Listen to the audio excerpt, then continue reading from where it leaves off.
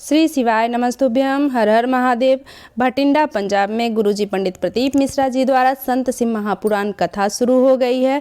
ये 7 दिवसीय शिव महापुराण कथा चलने वाली है, जो कि 4 जनवरी से 10 जनवरी चलने वाली है, जो कि 2024 तक है। यह कथा आप आस्था चैनल यूट्यूब के माध्यम से देख सकते हैं 1 बजे से 4 बजे तक। आज गुरुजी ने 2 अचूक उपायों की जानकारी दी है।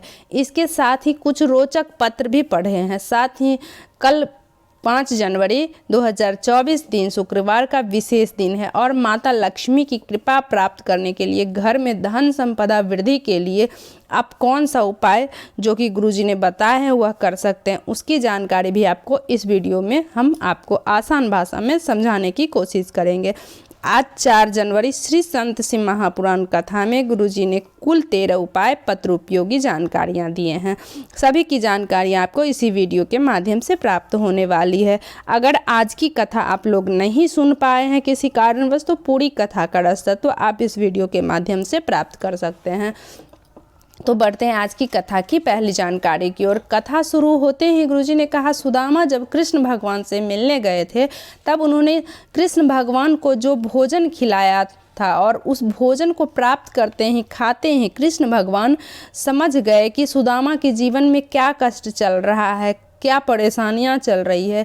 और जब आप 1 लोटा जल भोलेनाथ के मंदिर में जाकर शिवलिंग पर अर्पित करते हैं, तब भोलेनाथ भी आपके जीवन की सारी परेशानियों को स्वतः ही समझ लेते हैं। तो बढ़ते हैं आज की कथा की अगली जानकारी की ओर। गुरुजी ने कहा, पतंग और इंसान जितनी ऊंचाइयों को छुएगा, जितनी ऊंचाइयों में जाएगा, उसे काटने वाले की संख्या उतनी ही बढ़ जाती है। हमारे सनातन धर्म में एक दिन दिया गया है जब तुम पतंग काट सकते हो, वह मकर संक्रांति का दिन है।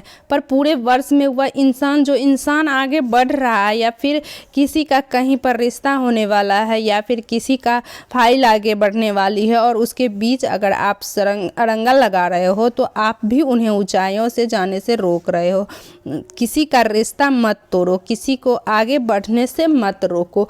बढ़ते हैं आज की कथा की अगली जानकारी की ओर। गुरुजी ने कहा, किसी ने हमसे प्रश्न किया था पंढरपुर की कथा में कि व्यक्ति चोरी क्यों करता है। तो इस पे गुरुजी ने कहा, अगर तुम्हारी सैलरी 10,000 है और तुम्हारी पत्नी और बच्चे तुमसे संतुष्ट हैं तो तुम्हारा जीवन सुखमय चलता है। पर अगर तुम्हारा मतलब गलत स्त्रियां या गलत नारी के संपर्क में आ जाता है तो, या फिर गलत लोगों की संगत में आ जाते हो, तो आपके 10,000 भी कम लगने लगते हैं। तब इंसान चोरी जैसी गलत कर्मों में लिप्त हो जाता है। तो इसके बाद गुरुजी ने कहा, वैसे व्यक्ति कब मरता है? जब इंसान फैशन ज़्यादा करने लगता है, फैशन से ज़्यादा पड़ जाता है, तो वह जल्दी मरता है। कहीं ना कहीं ऐसे जगह पर फंस जाता है फैशन के चक्कर में, जिससे वह निकल नहीं पाता है। तो बढ़ते हैं आज की कथा की अगली जानकारी की ओर।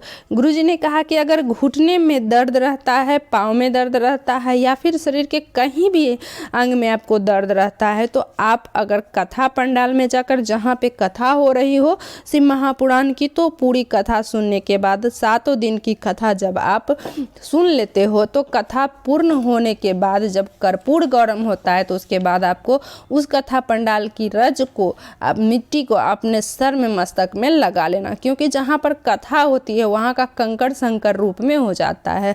तो बढ़ते हैं आज की कथा की अगली जानकारी की ओर। भटिंडा सीहोर में गुरुजी को कई फोन आए कि गुरुजी क्या मैं आगे बैठ सकता हूँ। तो इस पे गुरुजी ने कहा, आप आगे बैठो, कहीं पर भी बैठकर कथा का श्रवण करो। ऐसे में शिव की कृपा आपको प्राप्त नहीं होती है, बल्कि आप पूरी श्रद्धा से, भाव से, विश्वास से शिव महापुराण की कथा कहीं पर भी बैठकर सुने। आगे या पीछे कहीं पर भी बैठकर आप कथा का श्रवण कर सकते हैं, तो आपको भोलेनाथ की कृपा प्राप्त होकर ही रहेगी। तो बढ़ते हैं आज की कथा की अगली जानकारी की ओर। गुरुजी ने कहा, 3 प्रकार से मरे हुए व्यक्ति को कभी मोक्ष नहीं मिलता है। पहला है, पानी में डूबकर मरे हुए व्यक्ति को कभी मोक्ष की प्राप्ति नहीं होती है। दूसरा है, सर्प के डसे हुए व्यक्ति को कभी मोक्ष नहीं मिलता है। तीसरा, स्त्री के हाथ से या स्त्री के लिए मरा हुआ व्यक्ति को कभी मोक्ष की प्राप्ति नहीं होती है। तो बढ़ते हैं आज की कथा की अगली जानकारी की ओर। गुरुजी ने एक अचूक उपाय की जानकारी देते हुए कहा कि 20 साल हो गए हैं और संतान सुख नहीं हो पा रहा, या फिर आप अपने कई जगह इलाज करवा लिया, कुछ भी फायदा नहीं हो रहा है, तो संतान प्राप्ति के लिए आपको एक सरल प्रयोग करना है। सरल प्रयोग इस प्रकार है, आपको रजस्वला धर्म के 7वें दिन पति पत्नी दोनों को जाकर सफ़ेद आंकड़े की जड़ को लेकर आना है और तुमरुका जी का नाम लेते हुए, तुमरुकेश्वर महादेव का नाम स्मरण करते हुए शिवलिंग के ऊपर से सफ़ेद आंकड़े की जड़ को 21 बार घुमा लेना है और आपको नंदीश्वर और महादेव का दर्शन करते हुए लाल धागे में सफ़ेद आंकड़े की जड़ को कमर में बांध लेना है और भोलेनाथ की कृपा हुई तो आप जल्द ही आपको संतान सुख की प्राप्ति होगी। तो बढ़ते हैं आज की कथा की अगली जानकारी की ओर। गुरुजी पंडित प्रदीप मिश्रा जी ने पिछले वर्षों की कथाओं में शुक्रवार के दिन किए जाने वाले एक विशेष उपाय बताया था, जिसे आप 5 जनवरी यानी कि कल किसी भी शुक्रवार को कर सकते हैं। कल शुक्रवार का दिन है, कल भी कर सकते हैं या किसी भी शुक्रवार के दिन को आप कर सकते हैं। तो आपको कमल पुष्प वाला जल शिवलिंग पर अर्पित करना है। कमल पुष्प अगर आपको नहीं मिल रहा है तो आपको कमल गट्टा लेना है, जो मार्केट में किसी भी किराने दुकान में या पूजा के दुकान में, पूजा भंडार में मिल जाता है। तो उस कमल गट्टे को अगर जो कमल गट्टा या कमल का जो पुष्प होता है उसे आपको जल कलश में डालकर, जो कलश में जल है उस जल में डालकर निकाल लेना है। इसके बाद आपको कमल पुष्प वाला जल, कमल गट्टे वाला जल आपको शिवलिंग पे अर्पित कर देना है।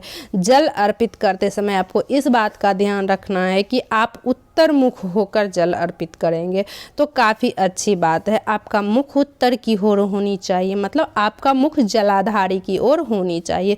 जल अर्पित करते समय श्री शिवाय नमस्तुभ्यम या फिर ओम नमः शिवाय मंत्र का उच्चारण कर सकते हैं। जल अर्पित करने की शुरुआत सबसे पहले आपको गणेश भगवान से करना है। इसके बाद षडानन कार्तिकेय भगवान का जो स्थान होता है वहाँ पर आपको जल अर्पित करना है। शिवलिंग पर षडानन कार्तिकेय भगवान का स्थान शिवलिंग में उल्टे हाथ की ओर होता है। षडानन कार्तिकेय भगवान को जल अर्पित करने के बाद आपको माता अशोक सुंदरी के स्थान पर जल अर्पित करना है। इसके बाद माता पार्वती के जो हस्त कमल होते हैं उसमें आपको जल अर्पित करना है। माता पार्वती का हस्त कमल शिवलिंग का कटे भाग में जल अर्पित करने के बाद आपको पूरा जल शिवलिंग के ऊपर अर्पित कर देना है। फिर धन प्राप्ति के लिए माता लक्ष्मी की विशेष कृपा प्राप्त करने के लिए आपको कलश का मुख अपनी ओर करना है। जब लास्ट वाला जल शिवलिंग पर अर्पित कर रहे हो आप तो कलश का मुख आपको अपनी ओर रखना है। गुरुजी ने कहा अगर जल अर्पित करते समय कलश का मुख अपनी ओर कर लेते हैं तो माता लक्ष्मी आपके घर में धन धान्य से भर देती हैं। इस उपाय को आप प्रत्येक शुक्रवार को कर सकते हैं और आप धन प्राप्ति के लिए इस शुक्रवार को यह विशेष उपाय जरूर कीजिए। मेरी वीडियो आपको कैसी लगी तो ओम नमः शिवाय ये बताने के लिए कमेंट बॉक्स में ज़रूर लिखिएगा। अगर कोई बात आप लोगों को समझ नहीं आई है तो कमेंट बॉक्स के जरिए आप पूछ सकते हैं। तो श्री शिव